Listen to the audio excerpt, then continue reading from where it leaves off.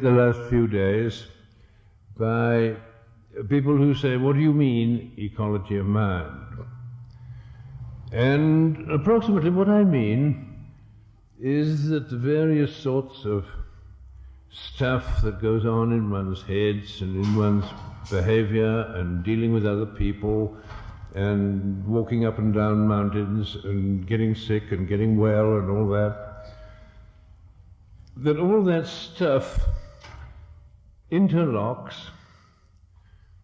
and, in fact, constitutes a network of what in the local language is called mandalas, I think.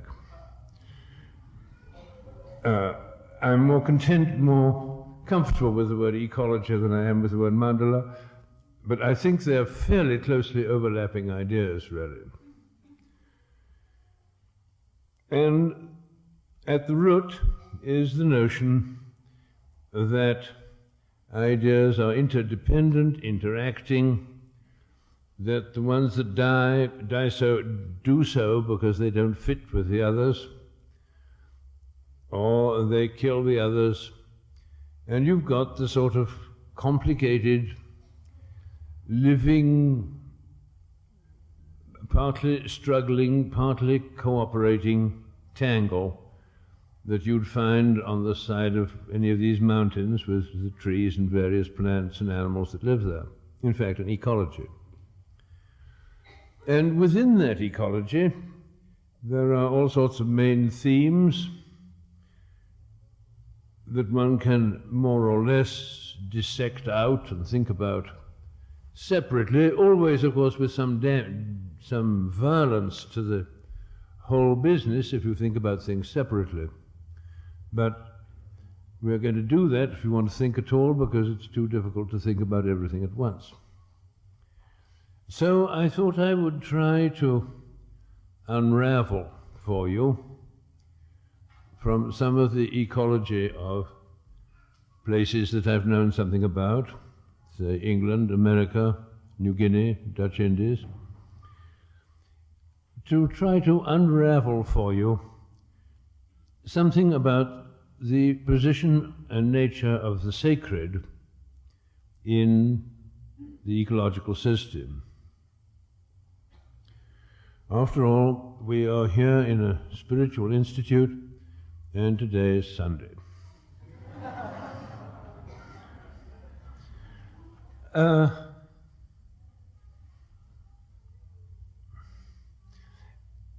It's very, very difficult, as you probably all know, to talk about those living matters that are healthy and doing well.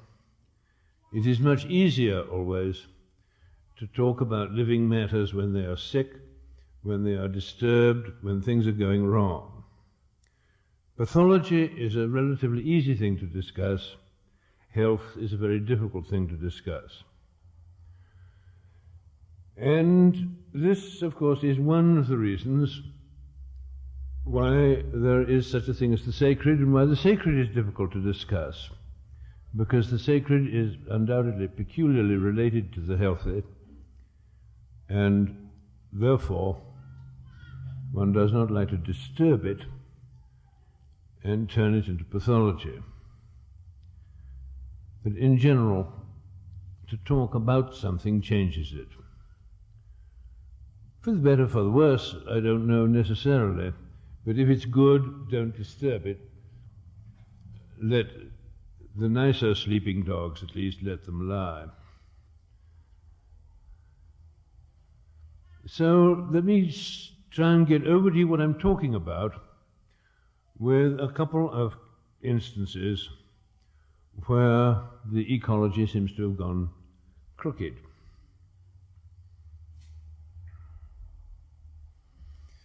Round about the 15th century in Europe, they were burning each other at the stake, and many of them willing to be burned at the stake rather than compromise on some propositions which look today to be not the sort of thing that we would burn each other at the stake for.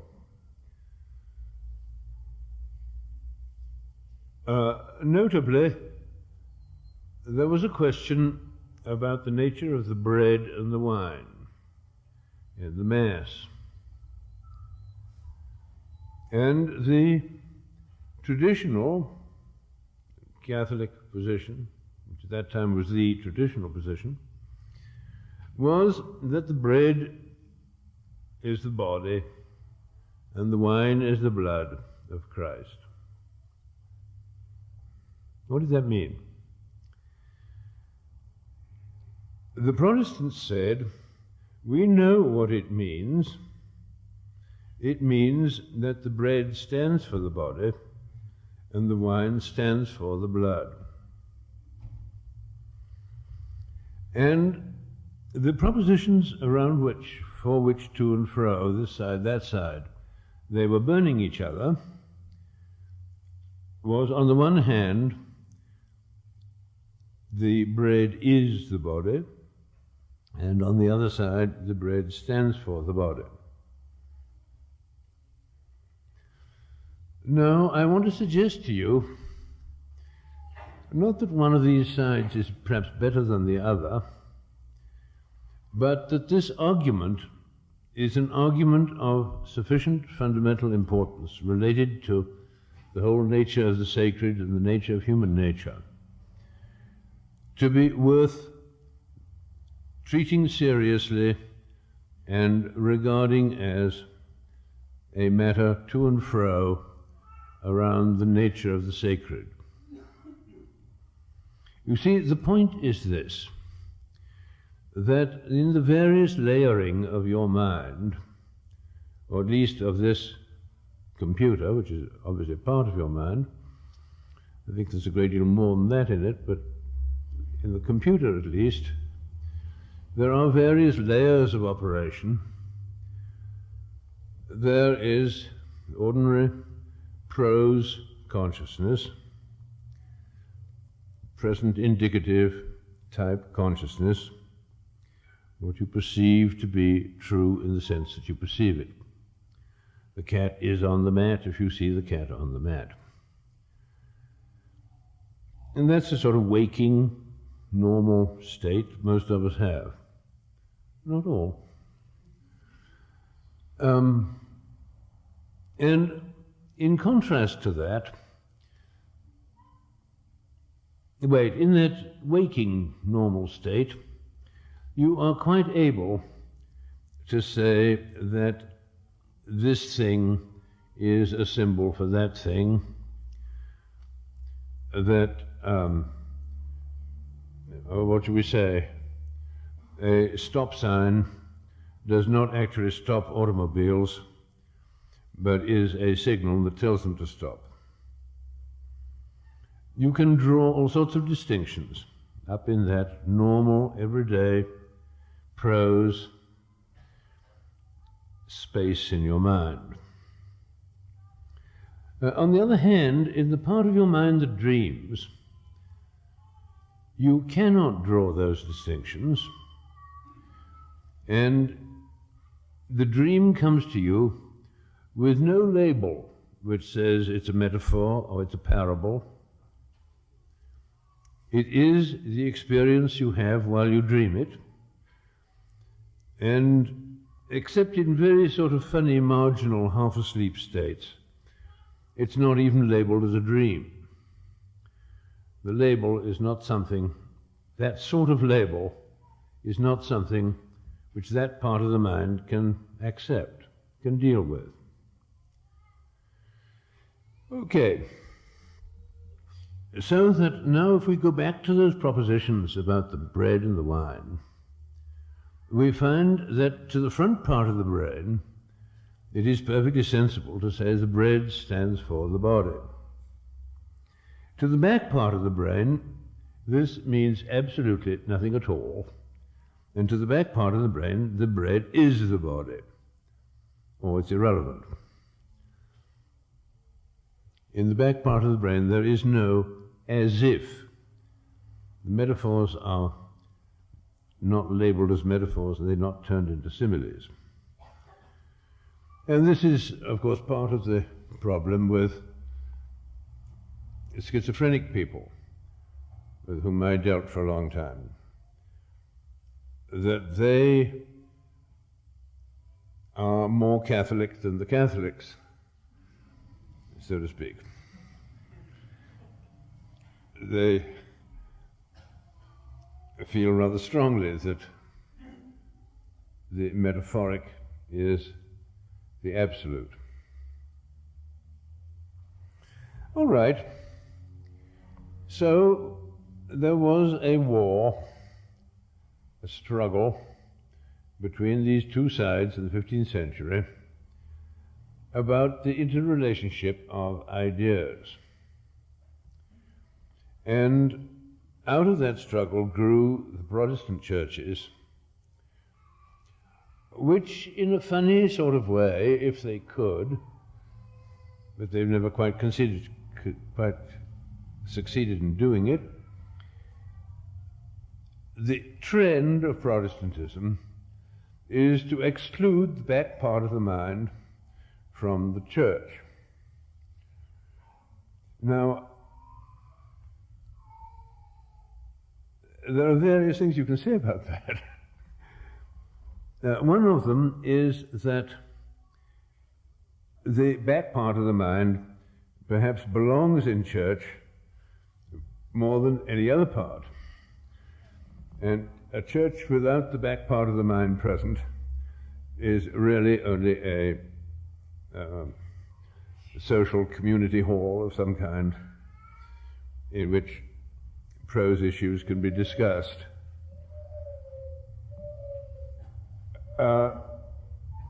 That will be one thesis, which I don't quite agree with, because one of the escapes, you see, if Protestantism is one escape from the sacred, by dodging what's in the back part, or nowadays it's perhaps in the right hemisphere, I don't know. What we used to call the back part has now come over to be the right-hand side, so the neurophys people tell us.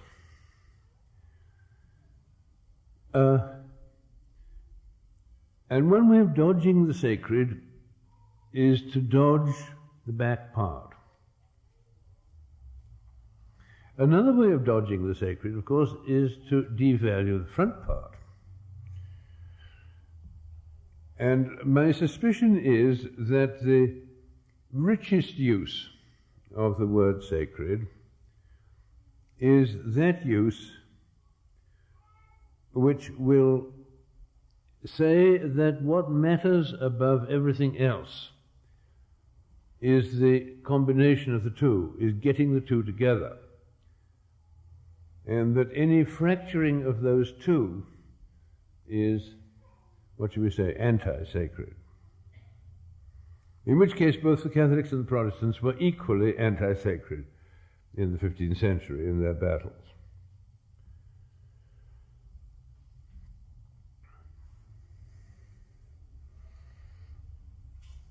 Now, the other great enemy of the sacred is the ego. And here, the sort of my experiences with schizophrenics and with various people in different parts of the world certainly goes very much along with things that are being said in this room about egos.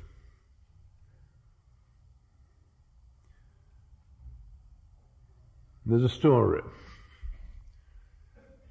It's all made of stories, you know. This is a story of a man named Wilson who made vinegar. He lived in Liverpool, England. He made vinegar and he sold it at so much per pint and so much per gallon. And that was all right. And then he began to advertise. He put an ad in the Liverpool Courier which said, Wilson's vinegar is good. so much per pint and so much per gallon.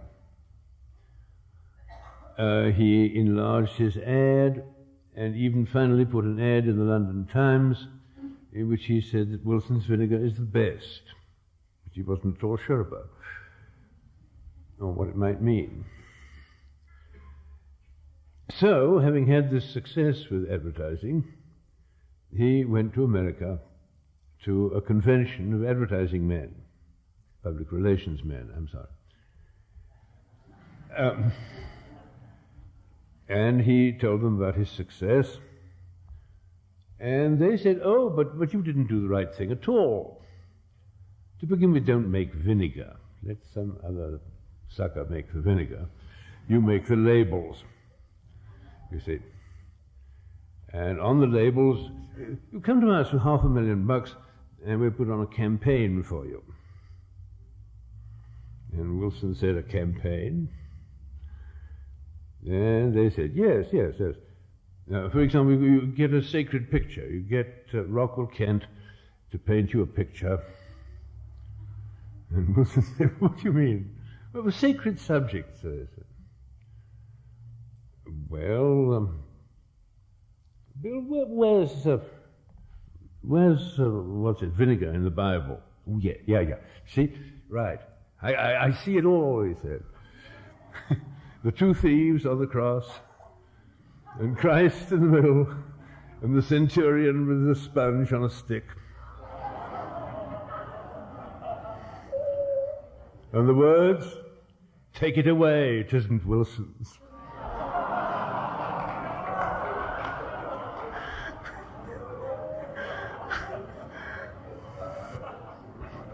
Now, you see, the thing is that what are you going to do about the very strong tendency in Occidental cultures, and I think increasing in the Oriental cultures? I mean, if we have something to offer the East, it's a dreadful warning.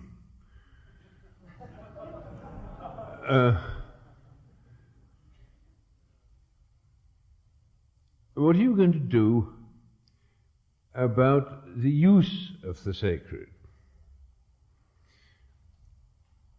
You see, when you've got something nice, central to your civilization, which bonds together all sorts of values connected with love, hate, pain, joy, and the rest.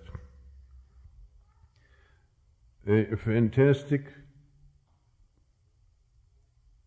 bridging synthesis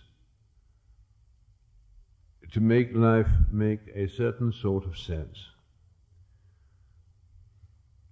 When the next thing is that people use that, for example, in order to sell vinegar. At the simplest level, it's funny. At a more serious level, it begins to be a very serious sort of business.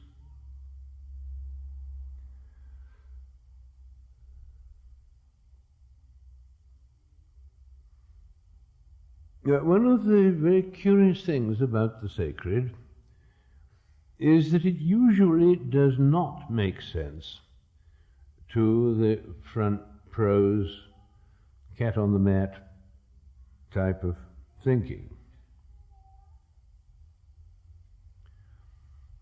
This then can be exploited in two different ways, sort of double exploitation problem, in which the fact that, because it doesn't make prose sense,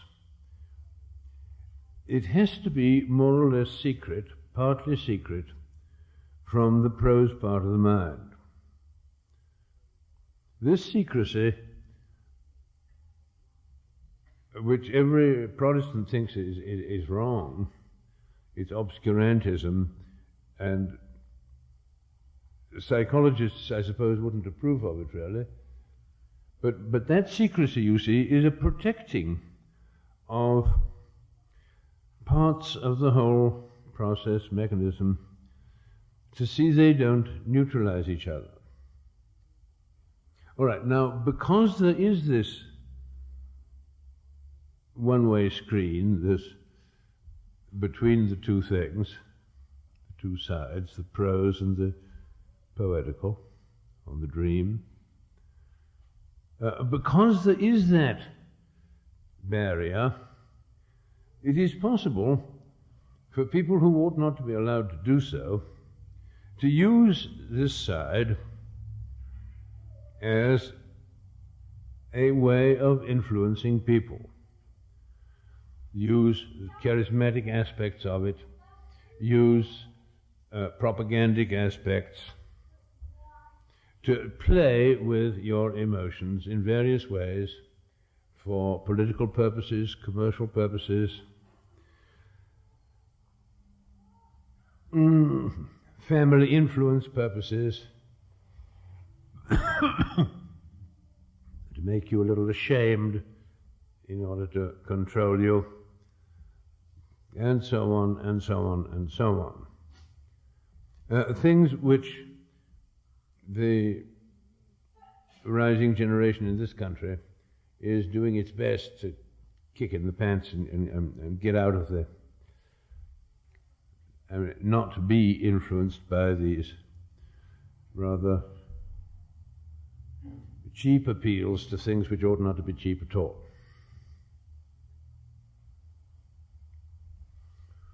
And that is one of the things that happens.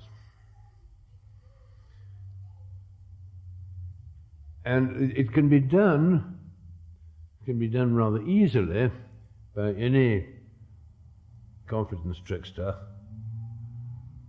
who has a little more control over his movements and facial expression and things to which he is appealing than is really good for him.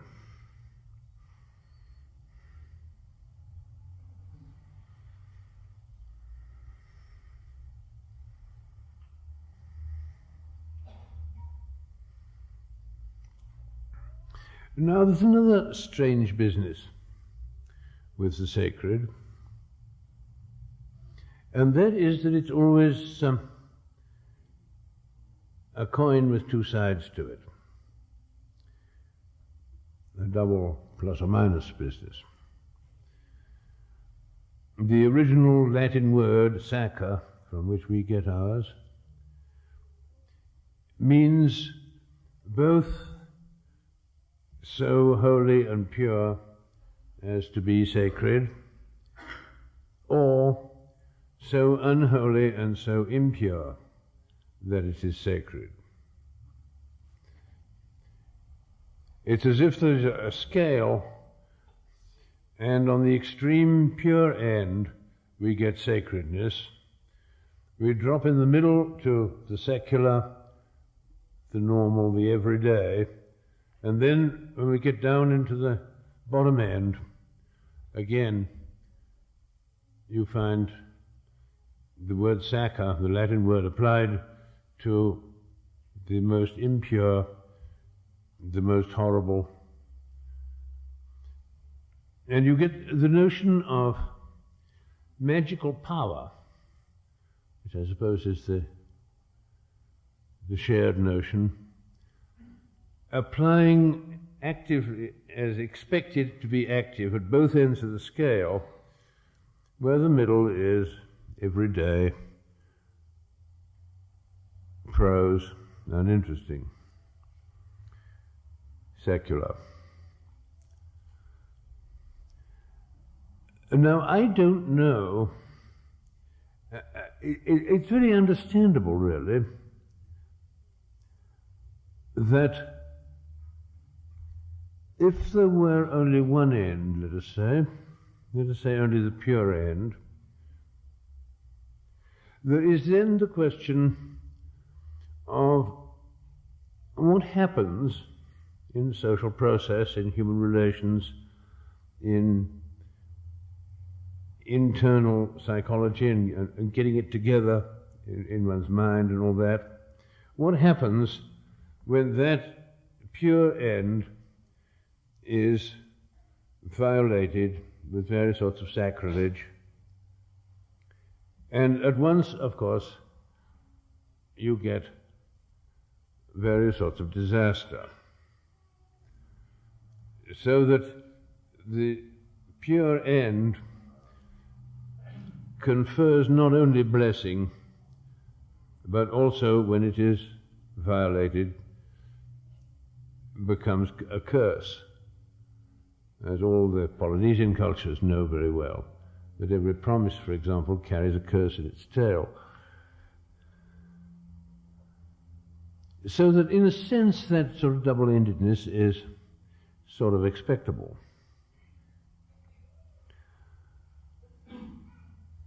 But there's a lot that I don't understand, and as far as I know, nobody does, about this whole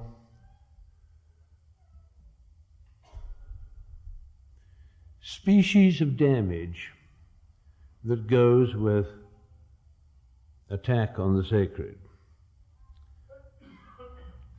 And again, still less is known, of course, about how to repair such damage.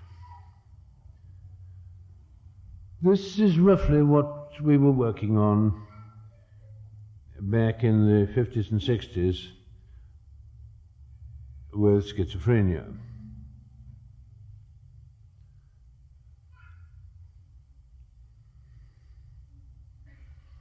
The notion that we there developed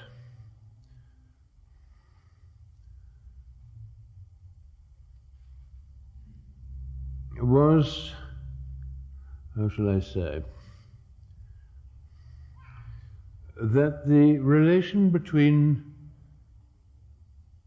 upper, more abstract, more unconscious parts of the mind and the more prose parts of the mind, more front, left hemisphere parts of the mind, that relation was the vulnerable spot, and that relation, when damaged, required partly insight into the nature of the damage. I always believed that insight helped. My colleagues in the project really didn't. But I don't know. Some will, some won't, I guess. And required, for some mysterious reason, something called love. That is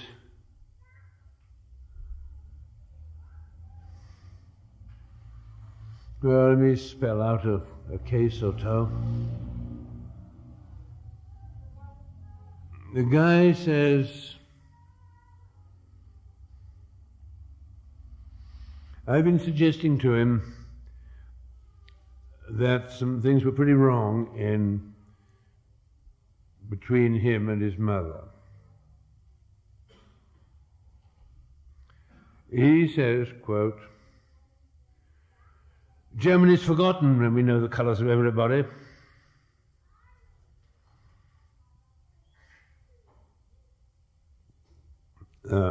Translating, that means it's no use assigning the causes of blame for war to one side of the interaction.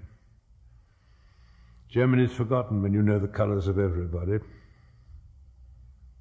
If we say she had movement in her because of what she caused, we're only condemning ourselves, and you should know that, he says, especially if you're of the wrong side. First of all, it's no good assigning blame to one side of a quarrel. Second, if we say she had movement in her,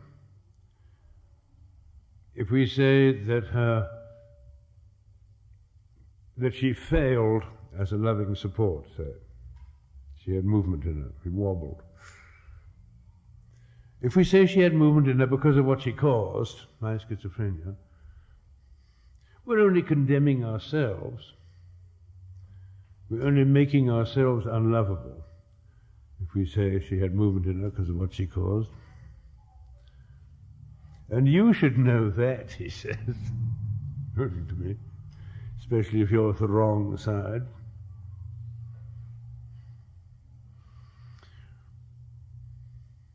And he goes on, and a contrivance, he says, to change the color of a man's eye, which is either EYE or first-person pronoun, ego, a contrivance to change the color of a man's eye to please a psychologist is too much. And you're all psychologists, he says, in spite of some of you who turn and become medical doctors for that part of you which hurts. Never thinking of the man who's so sick he has to munch on his own. Now,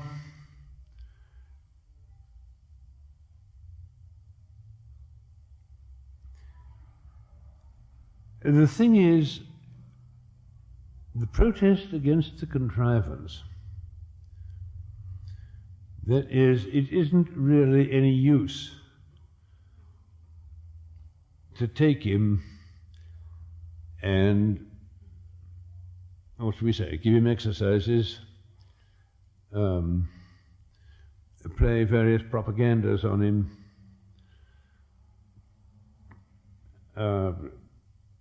try to make him come over and live in our world for Wilson's vinegar type reasons, to manipulate him. Because the act of manipulation is so placed in the whole structure of this ecology that it cannot be, and cannot by its nature be, the glue that will tie the thing together. I mean, in the language of right and left hemispheres, it's left hemisphere glue which you're trying to use to tie the two hemispheres together. And they're not tied by left hemisphere glue, and they're not tied by right hemisphere glue. They're tied by the act of grace of God that somehow once tied them together. And that's where the problem arises as between the manipulative problem and the problem of cure. A contrivance to change the color of a man's eye to please a psychologist is too much.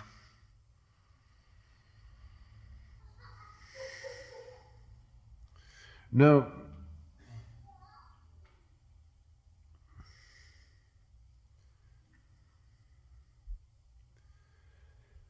I can't tell you, I'm not sure that I would if I could, I'm not sure that I would tell myself if I could, what the real answers are. Because always, you see, to tell you the real answers, to know the real answers, is always to switch them over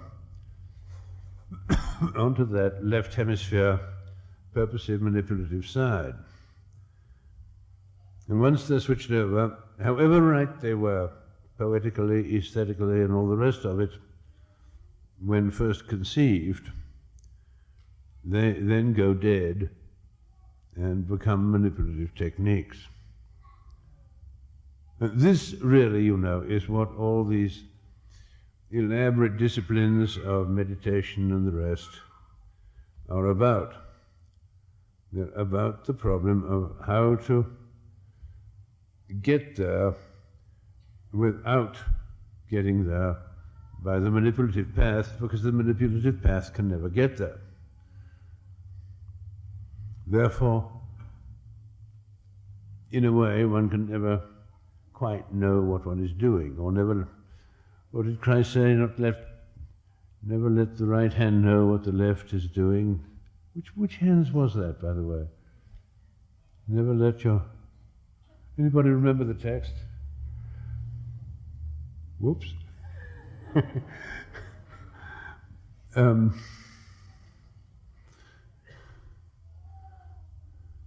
Let not thy right hand know. That's right, that's the way it goes. Let not thy right hand, thy left hemisphere know what this hemisphere is about.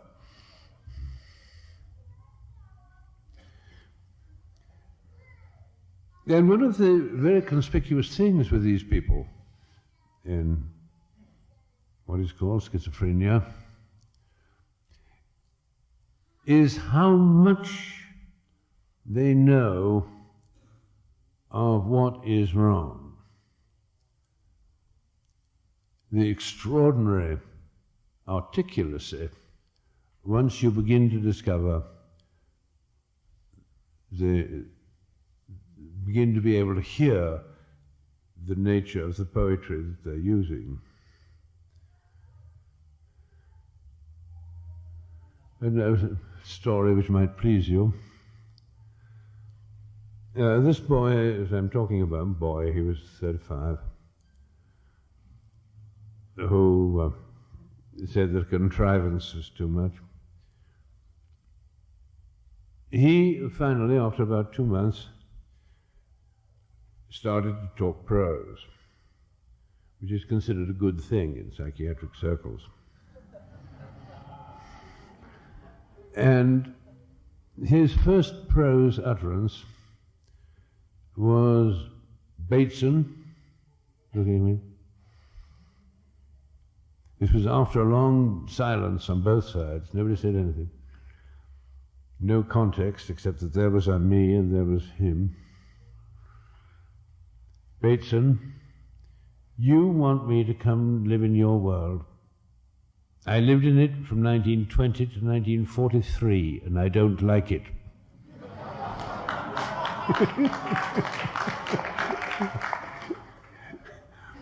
He was born in 1920, he was hospitalized in 43. This was in 56, 57 somewhere. He won that round. I didn't know what to say. So, Frieda from Reichmann, the great therapist of psychotics, came to Palo Alto about that time, to the think tank, and I asked her. I said, Frieda, my patient said this. What would you have said? And she said, yes. I once had a patient who said something like that. And I said, but I never promised you a rose garden.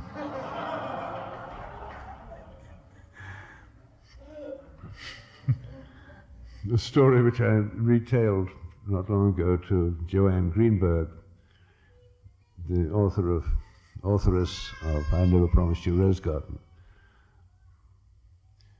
That is that in that therapy, and this is you know, not as rare as you might think, there was a precise turning point, a particular thing said by the therapist, I never promised you a rose garden, which becomes then the title of the patient's book about the therapy.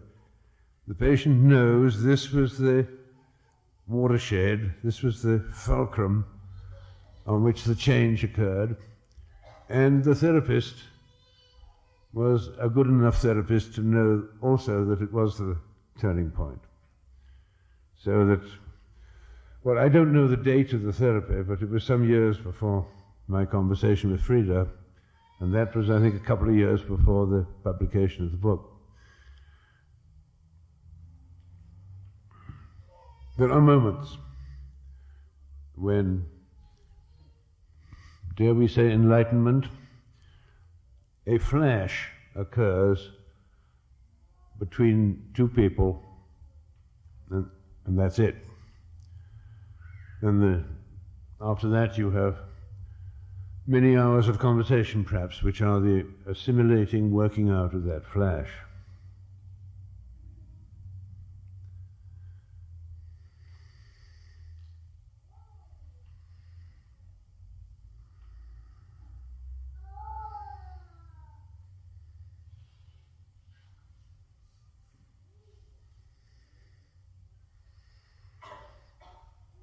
Now,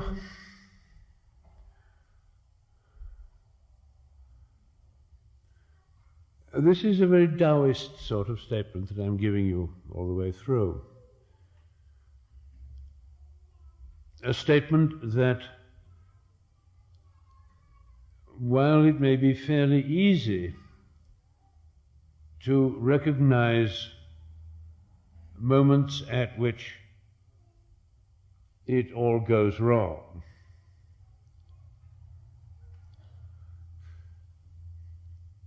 to recognize the magic of the moments that come right is a great deal more difficult, and to contrive those moments, I think, is always more or less impossible. You can contrive the situation in which the moment might happen.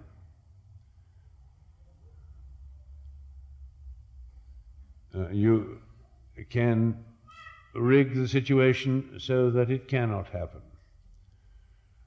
You can see to it that the telephone will interrupt and human relations shall never prosper, or whatever. To make them prosper, I believe, is excessively difficult. Now, there are typological questions here, both in Jungian typology and in Buddhist typology. There are people for whom a more Taoist view of the world is congenial, others for whom a more action-oriented view of the world is more congenial. And perhaps the action-oriented people can do a little more towards contriving what's to happen than the others. I don't know. I always find if I try to contrive it, it always goes wrong. So that's all I can say there.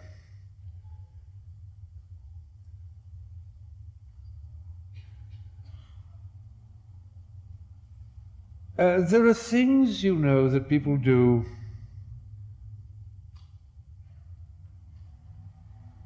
that just sort of give one the shivers. They will put the potted plants on the radiator. And this is just bad biology. And I guess bad biology is, in the end, bad Buddhism, bad Zen, and an assault on the sacred. That really, what we are trying to do is defend the sacred from being put on the radiator in this sort of way.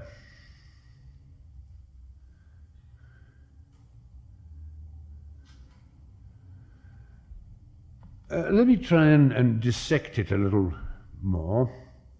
I think this can be done without violence.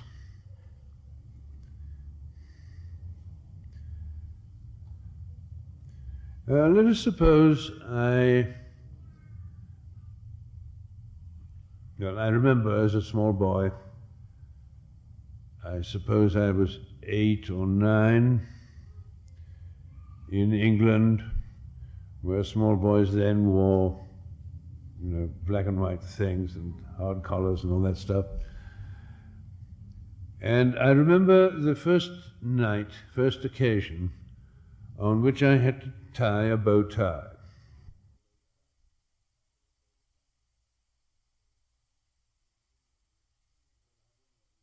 I don't know how many of you ever tied a bow tie.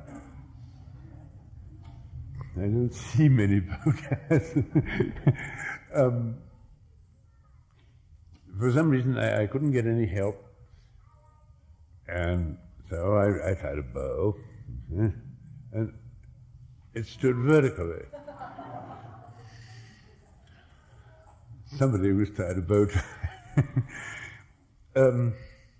I tried again, it stood up on end. I then did a piece of thinking, which I still think is one of the great feats of my life, intellectual feats, and decided that I had to put this twist in it as I made the first bow, and that if I put that twist in it, it would then not stand up vertically, it would stand horizontal. And I did it, and it did. I've never quite been able to think it through since. But I know already still how to tie a bow tie. You see, I don't know why you have to do this when you tie a bow tie, but I know you have to do it, and I now have the necessary habit for doing it. And if I have to wear such a thing, I could. Now, what have I learned?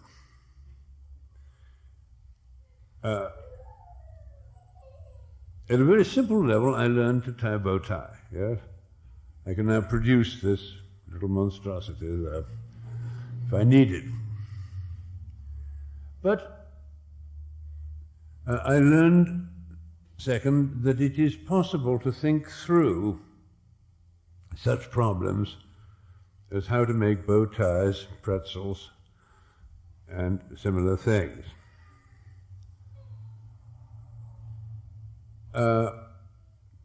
Then I learned another thing, that having discovered the long way round by really thinking it through, having discovered how to do it, I can now do it without having to go through all that rigmarole in my head, to achieve it. I've got a trick for doing it. Spiritually, artistically, it'll never be the same again as it was that first time when my whole mind and soul was in the business of how to do it. On the other hand, I shall be able to produce what looks like a bow tie. There was a moment of integration when I achieved it. Now, all these different sorts of learning in this three-ringed circus business called learning or mandalas or whatever you want to call it,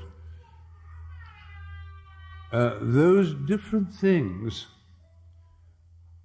are essentially the matter of what we're talking about, of how to keep those different levels, rings, whatever,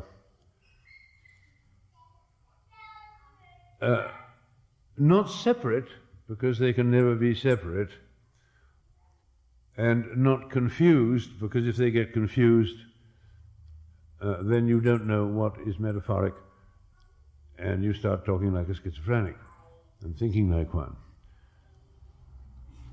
which may be a good, useful pathway. It's not a pleasant way station. All right. So I'm learning, let's say, something a little less solitary than how to tie a bow tie.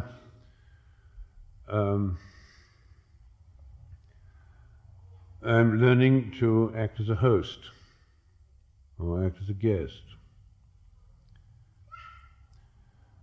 in a personal relationship situation. And host-guest situations are more or less sacred all over the world, as far as I know.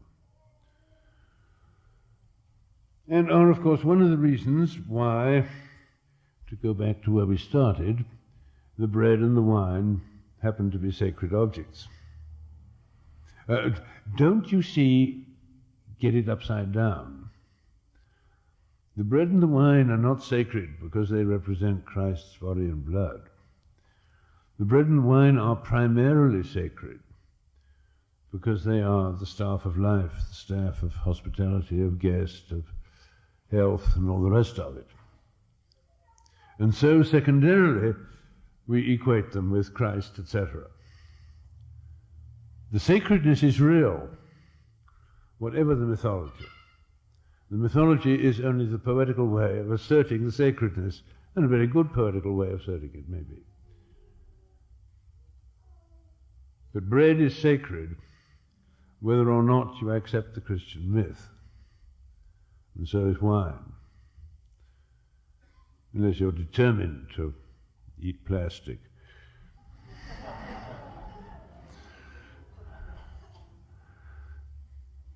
Okay, so we've got these levels of learning, orders of learning that go along together,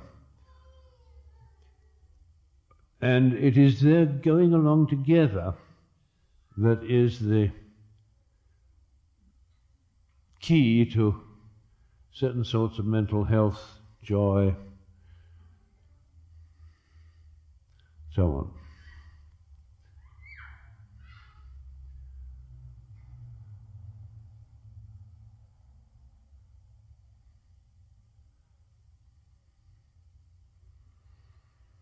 I think I'd like to say one thing more about the rose garden. Namely that Hannah Green, which was her name under which she wrote the Rose Garden book, and Joanna Greenberg, which is the name under which she's now written two more books, one of them called In This Sign, about a hearing child of two deaf-mute parents, and The King's Persons, a big historical novel about a Jewish massacre of Jews in England in the 15th century.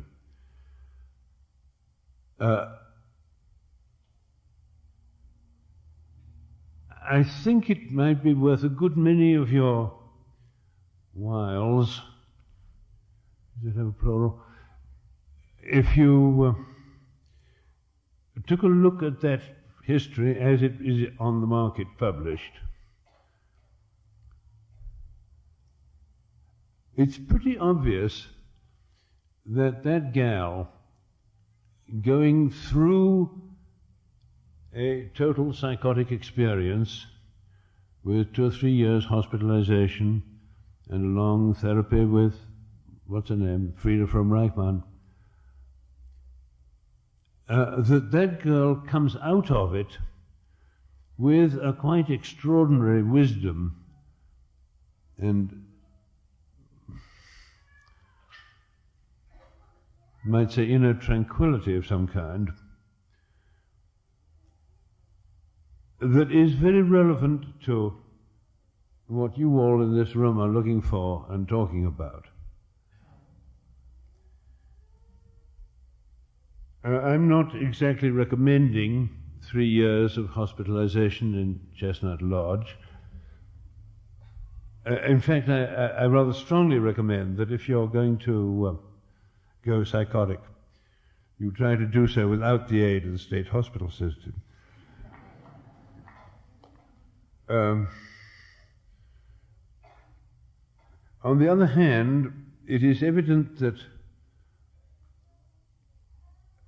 along that pathway, which might be the pathway of the journey to the land of the dead, which might be a pathway through psychosis, which might be a pathway through various sorts of meditation disciplines, so on and so on, there are curious sorts of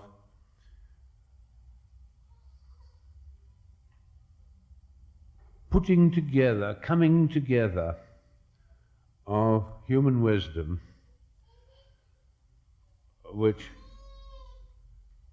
about which we know very little, of course,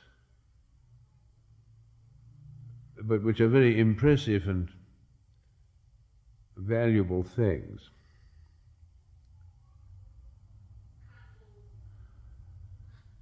I think I should say one word before I close about being a scientist. You see, I've been talking to you not as either a priest or a member of the congregation, but as an anthropologist, really. We have our values rather differently constructed from most non-scientists. And if you're seriously dedicated to anything, be it science, be it art, be it religion, and so on, that to which you are dedicated is going to be a pretty important component in what to you is the sacred. Now, for scientists, we are, or should be, pretty humble about what we know. On the other hand, we are usually very arrogant about what can be known. We are sort of Don Quixote characters who are willing to believe that it's worthwhile to go out and tilt at the windmills of the nature of beauty and the sacred and all the rest of it. And we believe that in a few hundred years we shall really know what these things are about, that it can be known. On the other hand, we are very humble about what is really known. We don't think we know any of the answers, really. This has some very curious effects, because on the whole, most other people feel that very little is feel that a great deal is known, and what is not immediately known, they toss over into the supernatural, into various sorts of guesswork and folklore with no scruples. And it's that the scientist won't allow himself to do, really. And even with no real knowledge, and knowing that he doesn't know anything, he's willing to sort of keep in suspension an awful lot of sort of magical and ESP and odd things, which may be. Anyhow, I think I've said what I can. And if there are questions, how do we do this question business? You have the... Mm-hmm. What? Oh, I point when I see an arm. Hand, yes. All right. There was one where? Okay. I'd like to ask if the poetic consciousness becomes profane when it's mixed with the prosaic consciousness. How is it possible for there to be poetic expression?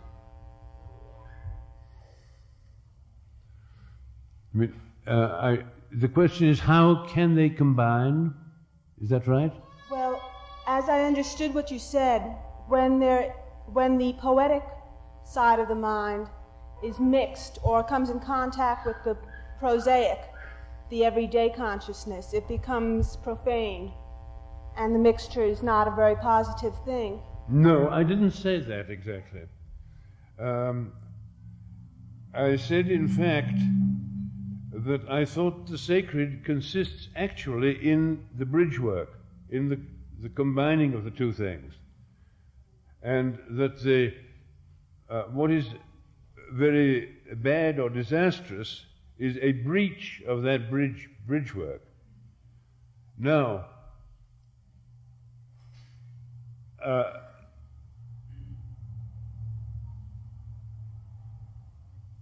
how does one manage to do any bridging? Well, obviously it can be done. It breaks with certain sorts of purposiveness.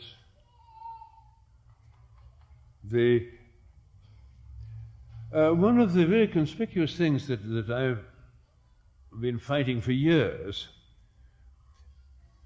is the purposive nature of psychotherapy.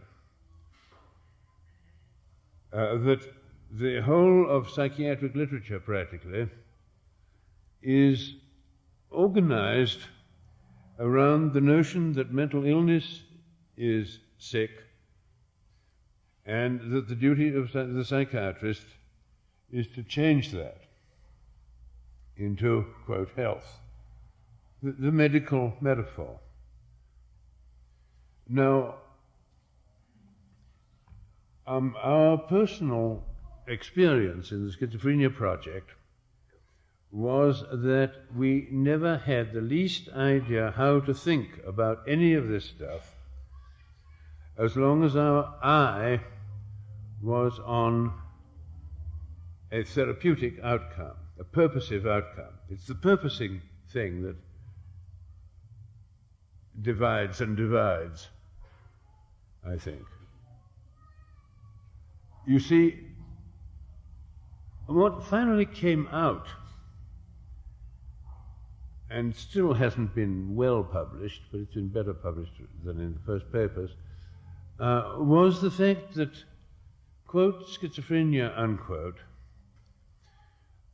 quote, artistic creativeness, unquote, quote, humor, unquote, quote, religion, unquote, and half a dozen other things, are really very closely related phenomena. That if you were to ask for a world with no schizophrenia, you would get, if you could get it, a world with no humor, no poetry, no religion, probably no music, and so on, because these things are all part of a larger spectrum. Now, the moment you train your research people to focus in on one piece of that spectrum, which happens to be inconvenient, or there happens to be money available to investigate that little piece called schizophrenia,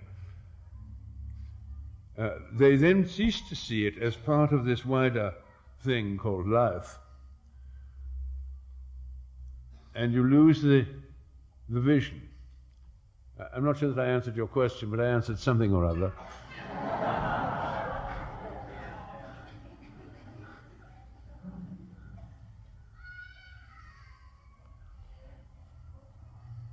Is there a hand?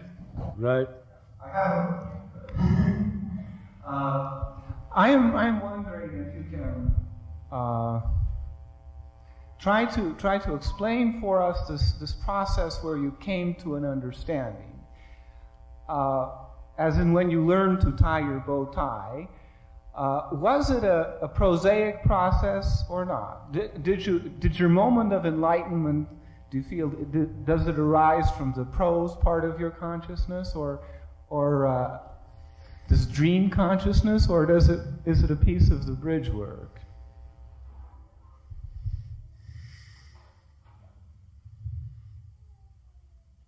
Wish I could put salt on the bird's tail. Do you know the funny business that if you press your arm against the wall standing, and after a while it begins to hurt some, and then you stand away from the wall and leave the arm limp, it goes up.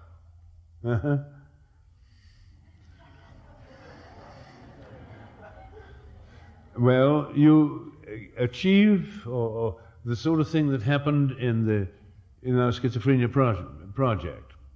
The steps to the double-bind business were very much like that. That we sweated, and we sweated, and the more we sweated, the more we blocked ourselves. And then, at a moment when, there was a climax. We were told we were not going to get any more money. We hadn't found anything out. We were sure we had found something out, but we couldn't say what it was. And I wrote a letter to Norbert Wiener, the cybernetics man, wondering where we could get some more money, and incidentally carrying forward a conversation which I'd had with him before, in which we had discussed how you would specify to an engineer that a computer was to be schizophrenic.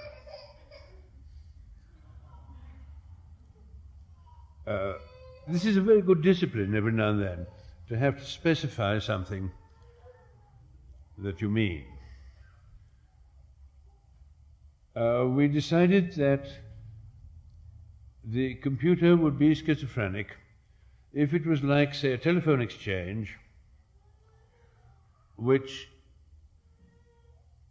could hear the human voice, and you say to it, connect me to subscriber number 2785. It will then connect you to that subscriber, and when talking to him, you say you want 2340 pigs. And it hears 2340 and switches you over to subscriber 2340.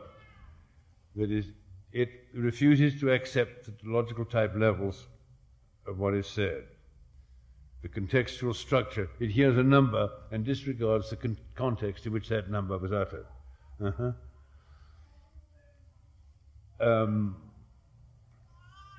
And I wrote to Wiener, carrying on that conversation, and said the next question is how you would train a telephone exchange, if it could be trained, to have this peculiarity. And that was the invention of the double bind. You train it by punishing it whenever it's right about the nature of the context. But you see, that's still a falsehood, because the real step jump of schizophrenia, the step jump that Joanne Greenberg and so on achieves, is the step jump of knowing this as a human thing and knowing that there is the next level above that, and the ability to look down on that and see it as real and perhaps even to love it. Did I answer that question? You were asking about the nature of the moments at which what I call enlightenment occurs. Well, I did my best. They're accidental. They come sideways. In fact, I'm inclined to think the whole of evolution and thinking is really almost entirely a sideways business.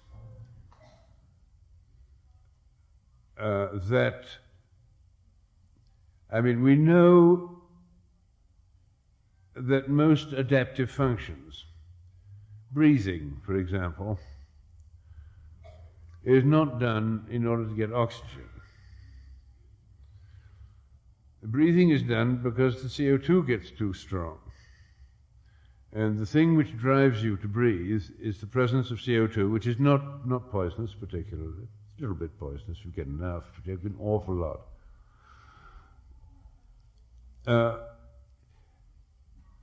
If you were rigged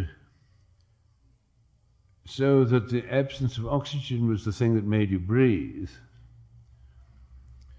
you would be like those divers. There are divers who discover that they don't have to come up to the surface when the CO2 gets too strong. They can stay another half minute.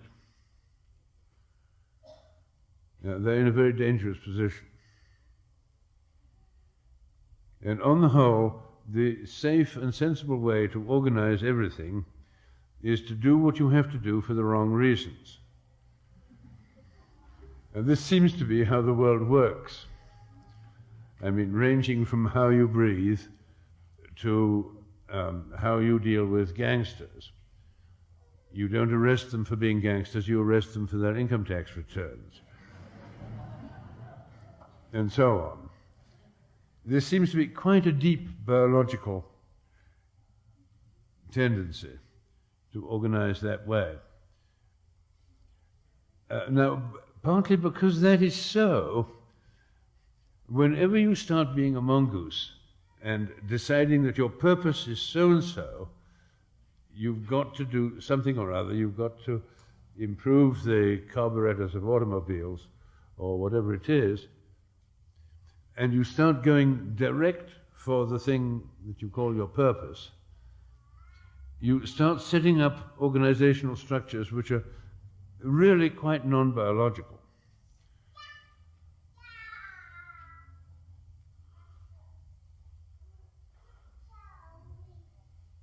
Was that a hand?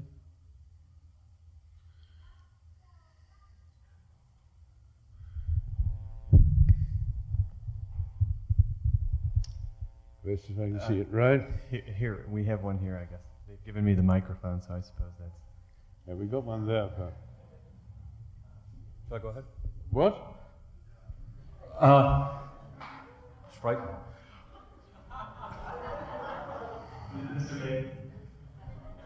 When one talks to the devout of almost any stripe about, hello? Huh? What is happening anyway?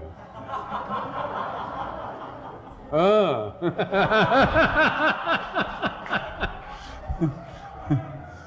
This is really perfect for me because the question I had to ask deals with a sort of technological double bind. Premising the question with your statement that the poetic answers are really impossible or implausible, I would ask that you give a more prosaic answer. And the question goes like this. If the realization through people's work like your own, bringing the concept of the double bind to the attention of the public at large, that's one part of it. And then the other would be, I think I'm trapped in my own, the other part would be society and mass communication, which is, say, the vinegar salesman. And they are binding, in fact, or co-opting, let's say, anything that's brought forward by the scientist or by the scholar of sensitivity, let's say.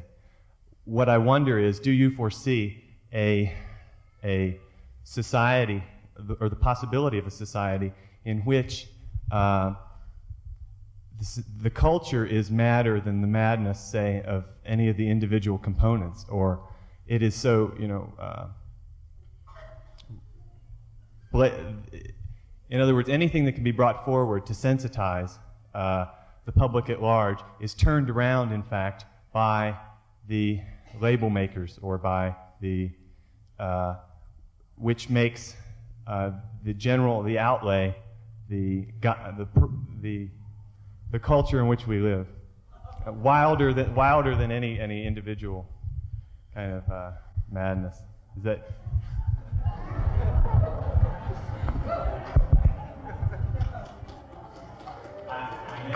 Yeah, I think the answer is yes. I may have given the answer now. You can ask the question, yeah.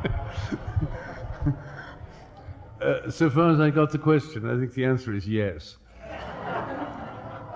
But there are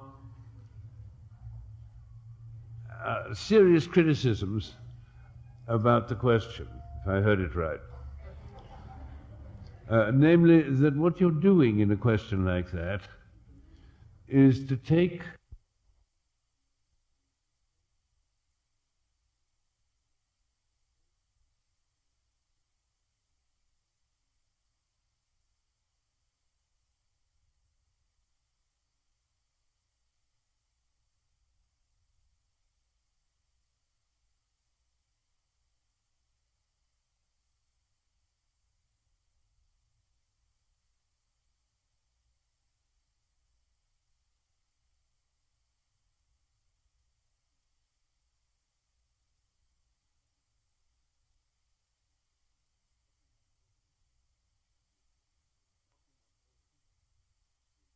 mucking up everything, you see.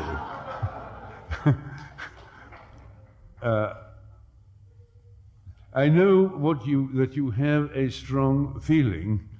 We've got where's the... He has the rights. All right, you've got to wait. Right. When talking to the devout of almost any stripe on, am I coming through? A scientist approaching mystic phenomena, approaching religious phenomena, the reaction quite frequently is something along the lines of, how dare you rape Snow White? And I'm wondering if I could ask for you to expand your final comments on the role of science, if any, in the examination of mystic and religious phenomena.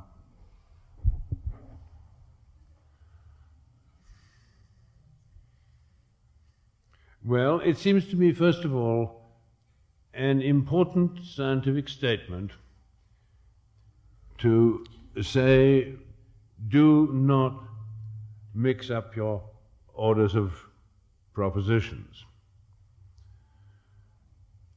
If you look at, say, the controversies around evolution in the mid-19th century, continuing in California to the present day, one of the very interesting things is that quite obviously the religious people who were, on the whole, Protestants, the Catholic Church didn't worry much. This was a Protestant bit. The religious people let themselves be jockeyed, or insisted on being jockeyed, I'm not sure which, into a position in which Genesis had to be literally true. Certainly nobody before the Renaissance ever really thought such a thing, you know. This literal prose belief in religious statements is a great piece of nonsense.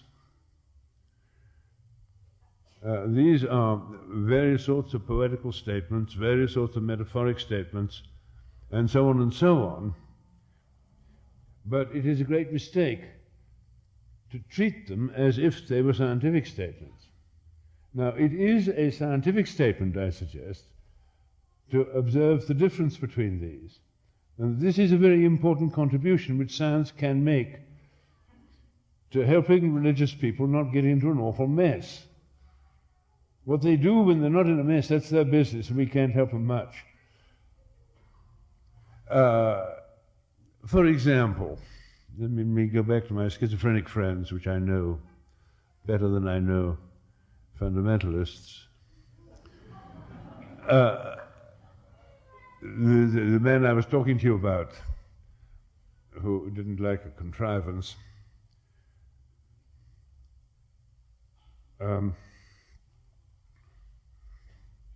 he would come in every morning, not every morning, but many mornings, with a new alias.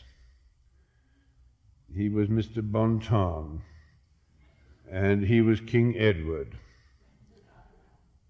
He was King Edward, incidentally. His name was Edward, first name. And I thought, when he called himself King Edward, he was being grandiose, you know. It took me a week or so to discover that he was King Edward because Edward had abdicated.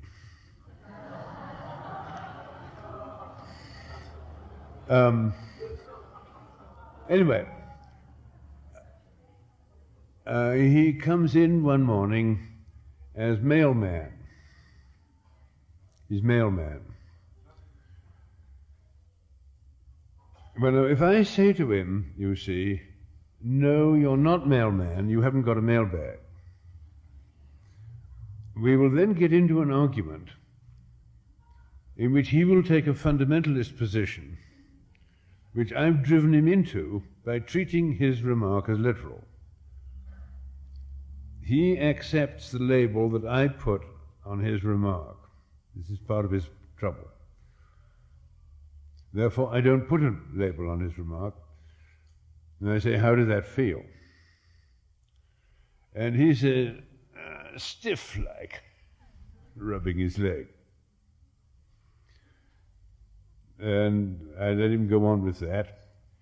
And it appears that he walked the wards all the weekend. This was a Monday morning. And therefore is stiff and feels like mailman. He walked as far as mailman. All right, we talk of other things. This metaphor has now been unraveled,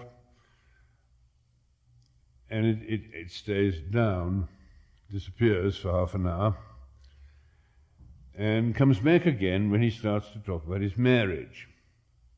His wife has divorced him some years back, but there's still pains there. And he bursts into tears. He says, and I married a mailbag.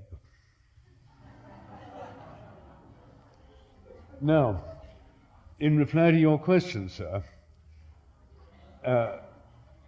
it seems to me that science has a useful function vis-a-vis religious people in helping them and understanding what sort of statement they're making when they make a statement, and not letting them drive themselves, or not driving them, into a sort of pseudo-scientific position. I think it is a scientific contribution to realize that the pseudo-scientific position is a very dangerous one. Okay? Right. Where's your machine?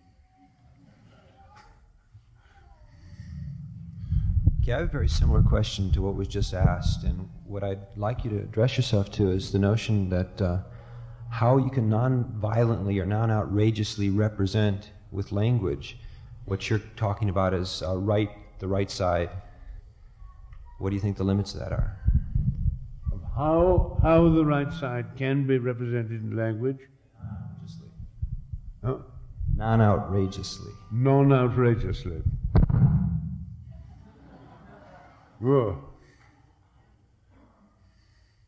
How bad is outrage anyway?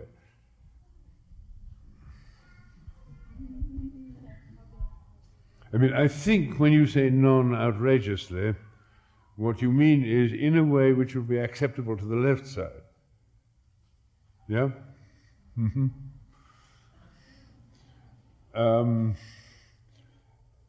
It becomes acceptable by way of things like beauty, things like humor,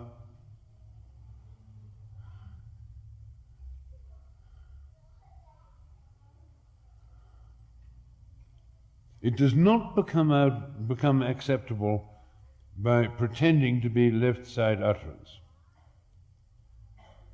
That's the point we're making over there, really. Therefore, it's got to go on being right side utterance, poetical utterance or something, and still get through.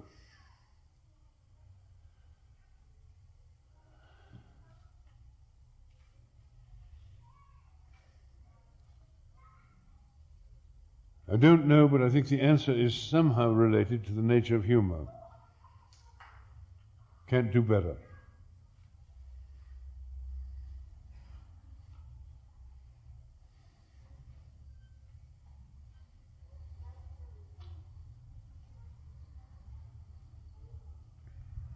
You were saying earlier, in talking about schizophrenia, that the relation between the upper or abstract part of the mind and the lower part of the mind, or excuse me, the back part of the mind, was a very vulnerable one. I didn't quite understand what you meant when you said that, and I wondered if you could expand on that a bit more.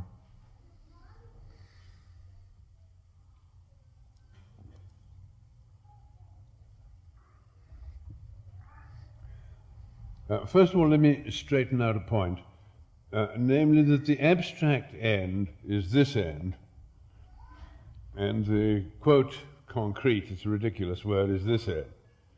This is the prose end. Poetry is much more abstract than prose, you know. It's that difficulty. For some reason in Occidental thinking, there is a sort of an idea that abstraction is a prose left brain function, and that the animals are all concrete and the dreams are concrete and so on. This is simply not true. All animal communication is abstract.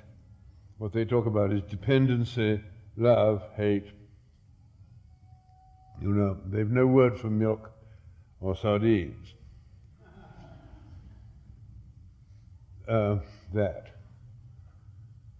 It is also so that what happens when you get a dream interpreted and you work on a dream with your analyst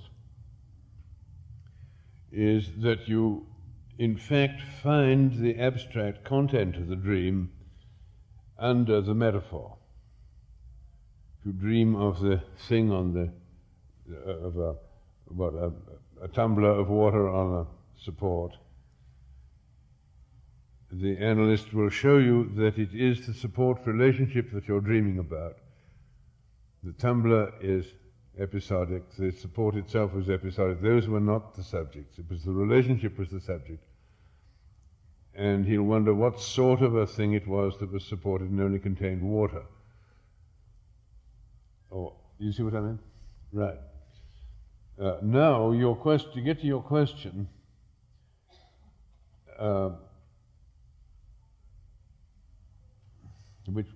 put your question again now, will you?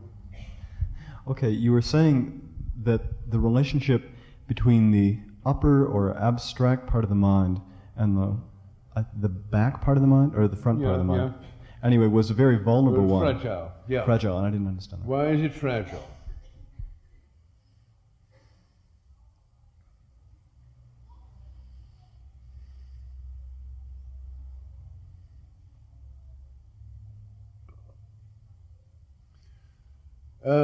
I don't think fragile was such a good word. I think explosive would have been a better word.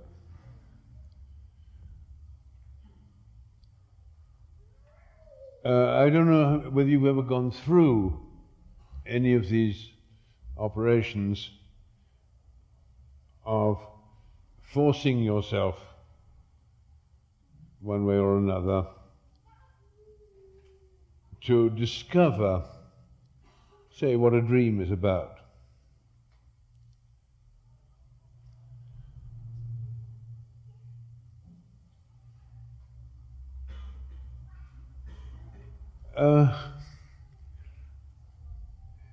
You're really touching on the whole question of why the sacred is secret, of why the poetical side of the brain tends to hide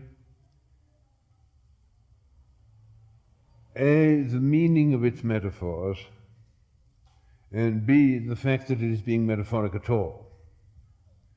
It will pretend to be non-metaphoric. This is called schizophrenia, in fact. We all do a lot of it. Now, why?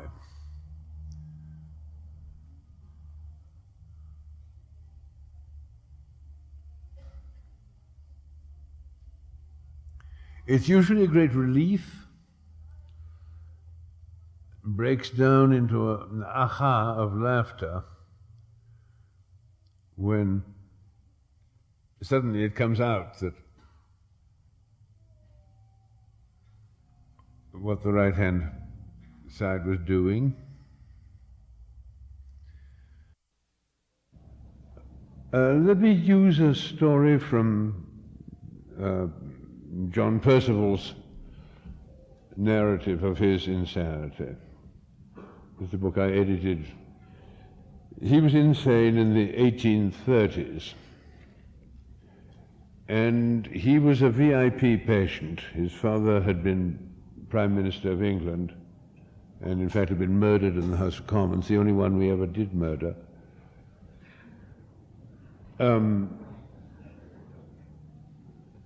And when he was starting to get better, quote, and when VIPs visited the mental hospital, the owner of the mental hospital would have Percival have dinner at his table, in his house, showing off this VIP patient.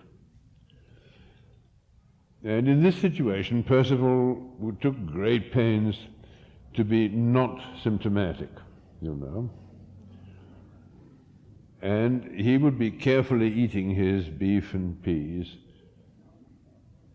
and thinking about the arsenic which the superintendent had put in the peas and wondering why he'd put arsenic in the peas, and building up a whole rigmarole of paranoid structure.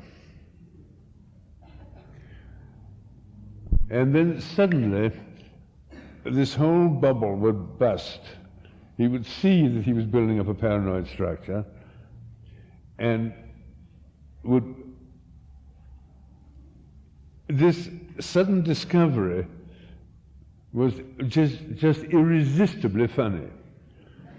He could not laugh at this discovery of what he'd been thinking and how silly his thoughts were, how paranoid they were, and so on. And then he couldn't tell the hospital superintendent or the guests at dinner table what he was laughing at. Now, you say, why does one hold on to the nonsense that one is creating on this right-hand side of the brain? And what is the nature of the resistance which sort of makes it pop? Do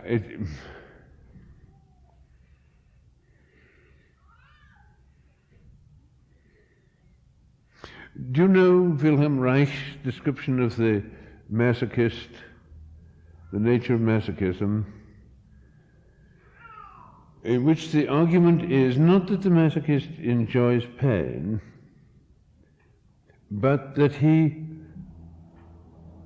builds up, he's like a balloon inflating himself to get pricked, to relieve the tension. Now, somewhere there is the answer to your question, that it builds up in order to build up, in a sense, in order then to get an explosion and a freeing. It's as good as I can answer. I don't know everything.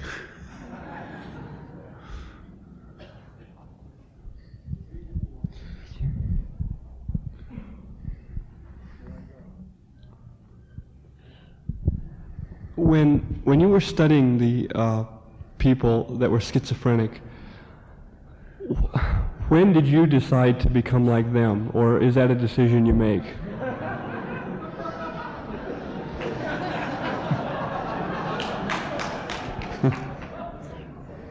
When did I decide, or when did I notice?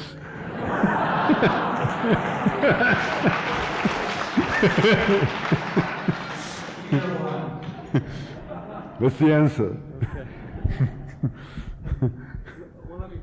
Yeah. in a circle of friends like that,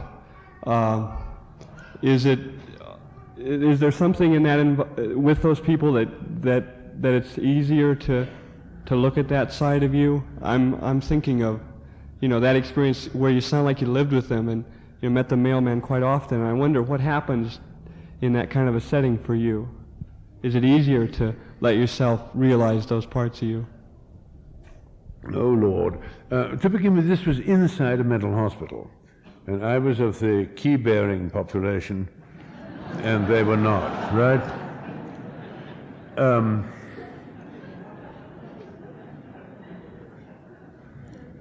Now, also, I didn't have an MD. I still don't. This was in many ways quite exasperating, because these people, of course, are enormously sensitive, perceptive, and are interpreting everything you do, plus, minus, up and down, all the time. It's no use worrying whether your slip is showing. They've seen it anyway.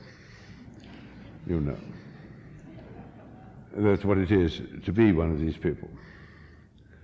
Now, all right, so you're working with somebody, and on Tuesday, he starts talking prose. This is considered a good thing, as I said. And provided he doesn't lose the knowledge of poetry, I think it is a good thing. The thing is to carry both.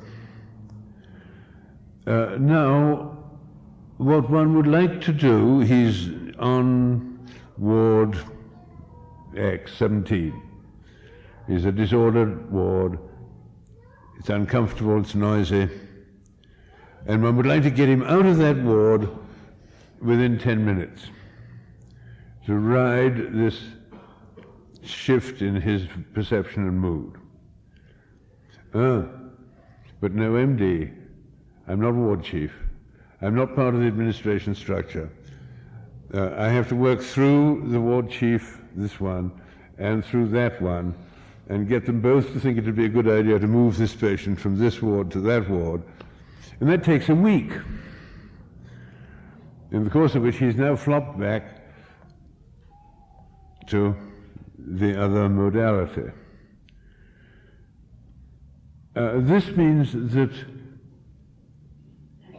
as a non-member of the patient society, one is always in a state of battle, more or less, state of frustration rather than battle.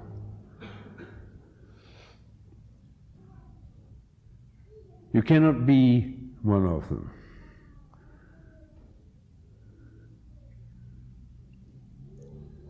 And there are people who have gone in and been one of them, but usually not with a sort of therapeutic goal at all, but with a sociological goal to discover how hospitals work. There's quite a literature on that, but that's different.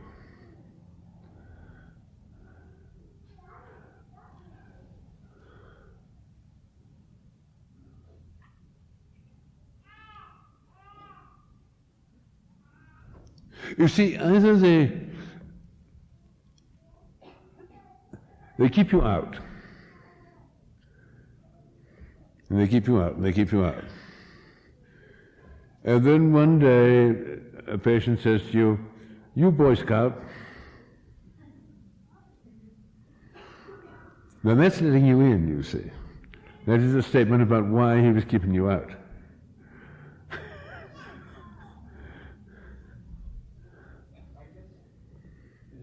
Oh, yeah, I guess the thing I'm wondering is that at some level, when you talk about sacred, is there something between you and that other person that goes beyond you being the keeper and he the patient, that there becomes that moment that you're talking about? Oh, yes. Yes, that's what I want.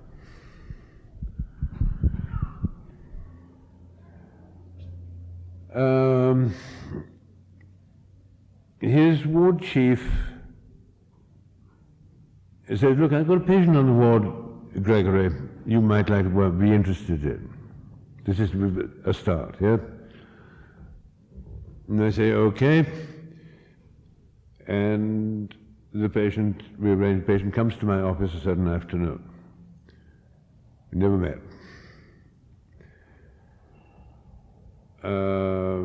All sort of initial interchange somehow. I get out cigarettes, offer him a cigarette. In those days I smoked more or less continuously. Happy days.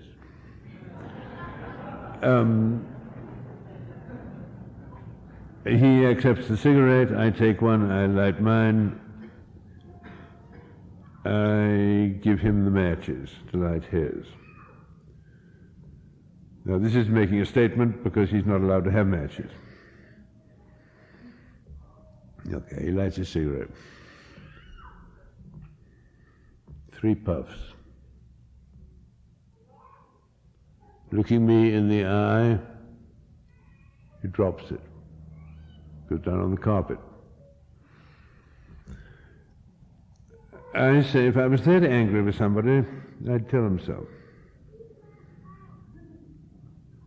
He dives down to get the cigarette. And we go on with the conversation.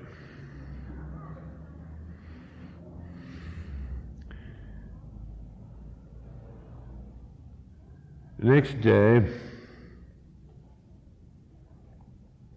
and towards the end of that conversation, we go out for a walk and walk around the hospital grounds. Next day he comes, I give him a cigarette, 3 puffs, drops it on the carpet, and I say, if I was that angry with somebody, I'd tell him so. He says, oh. And we go on talking. And there's that damn cigarette on the carpet there. It's VA carpet, but hell. And by and by he says, a man would like to go for a walk.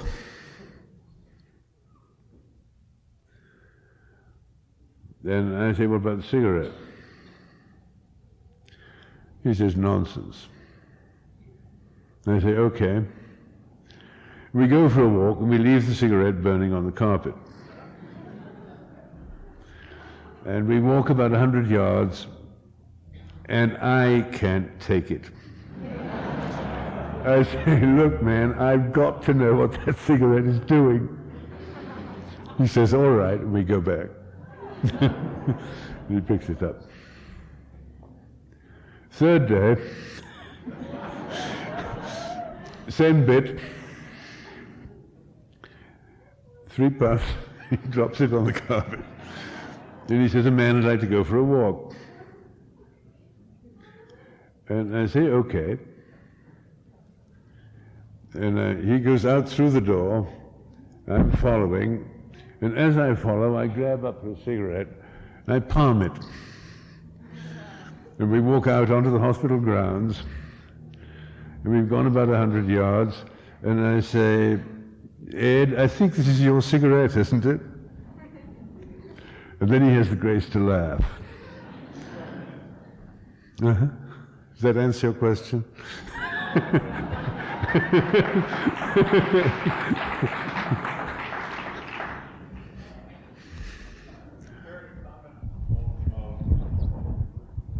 Get that beastly thing. Would you care to comment about the meaning for you between the relation of anthropology and psychoanalysis? The meaningful relation? The relationship, what it means to you between anthropology and psychoanalysis.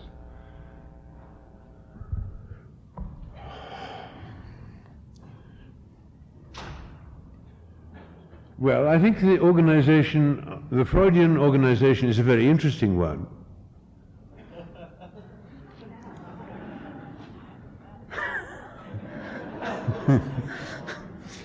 A very peculiar one in many ways. That's one side of the question anyway. And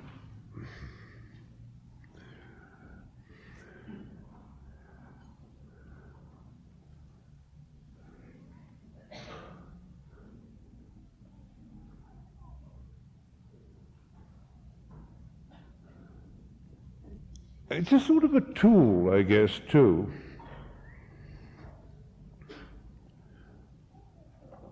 One is listening, whether it's schizophrenics or New Guinea people or whatever. Now,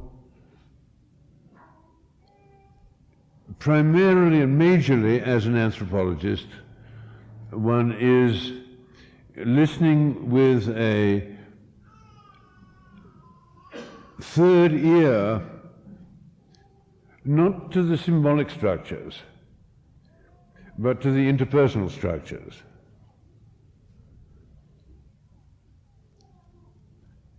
Now, one also has to have a sort of a part of one's peripheral auditory machinery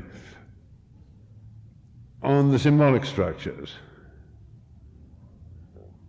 I've never found it very useful, and yet you've got to have it, you know.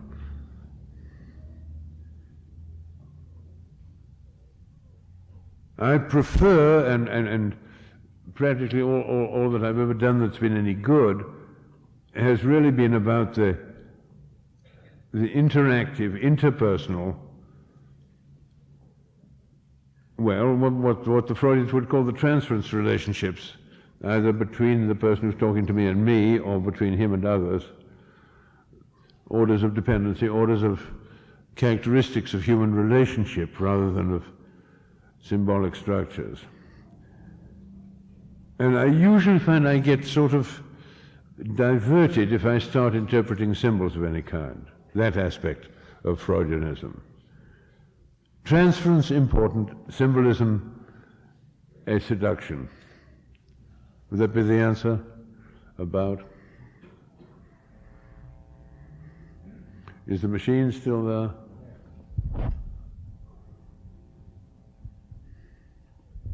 Do you think it's possible to experience all the functions of mind as sacred? And in that space, perhaps the distinction between the poetic and the prosaic is not so important?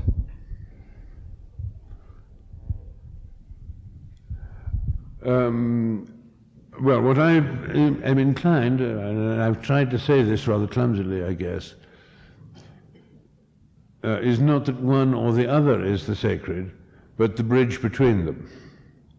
Now that is much nearer, of course, to saying the bridge between all. The bridge work between all is what is sacred. Does that meet your question? What if the different functions themselves are sacred, rather than having the necessity to construct a bridge work between them? In other words, both the prosaic and the poetic aspects of mind are themselves sacred.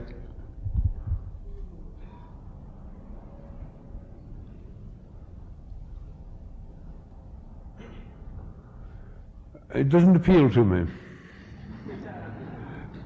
It doesn't appeal because it lays the way open, obviously, for a fractionation. I mean, yes, there's the greengrocer counter, and there's cherries, and there's melons, and there's carrots, and there's, you know, all these different things, and they're all good. Well, yes, of course they are. But it seems to be precisely by the chopping the things separate. This is one of the great techniques of secularization, the act of separation. And the next, you see, is the pathology in which one or other of them starts to overgrow, hypertrophy. If one is experiencing things on the level of process rather than content, then there is an underlying unity between all the different functions. Yeah, but you see, you can experience them on the level of content without experiencing process. You cannot experience process without experiencing content. It's always going to be embracing.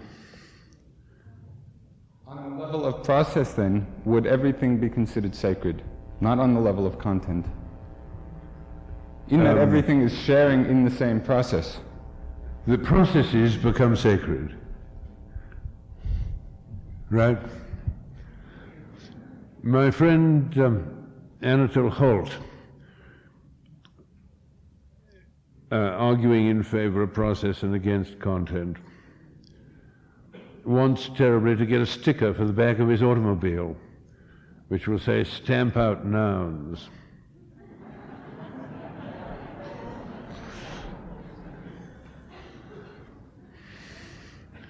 So you can't do it, you see, without mentioning them and using one.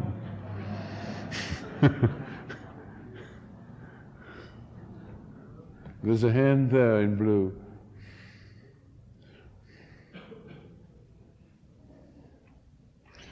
What time do we close these things? We were about through, weren't we?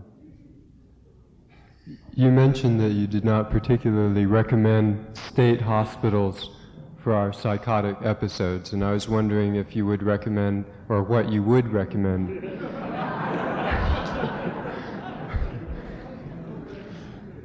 Well, what would I recommend? Anthropological field expeditions are a good idea.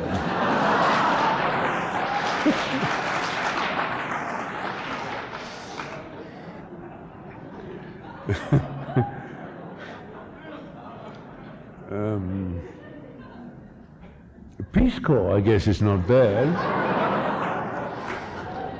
You want to get away from your friends, that's the thing.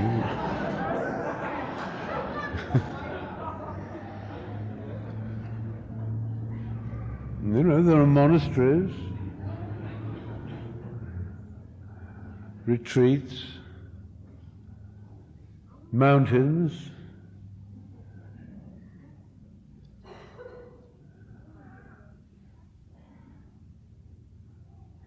Do you think it can be useful to spend that period alone?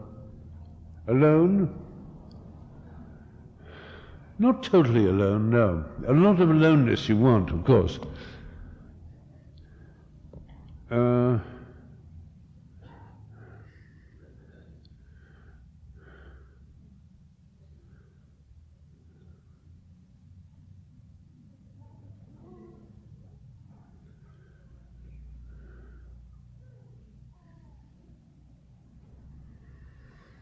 Aloneness which you can get away from if you want to, which is your selection and not imposed upon you. I don't think solitary cells are very much use, except as insofar as you choose them, in which case you may want to choose one for, you know, a week, a month.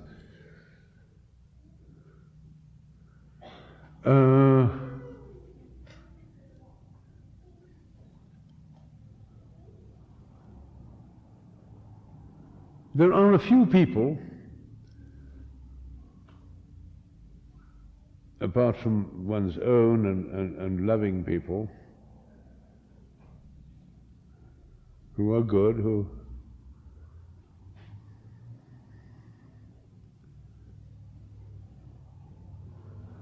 what would I recommend you to read? The first thing pops into my mind is The Crock of Gold. A lot of Blake. Read people who know about it and weren't too frightened by it.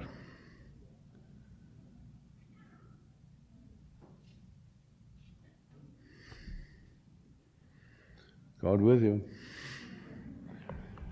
I think that's it.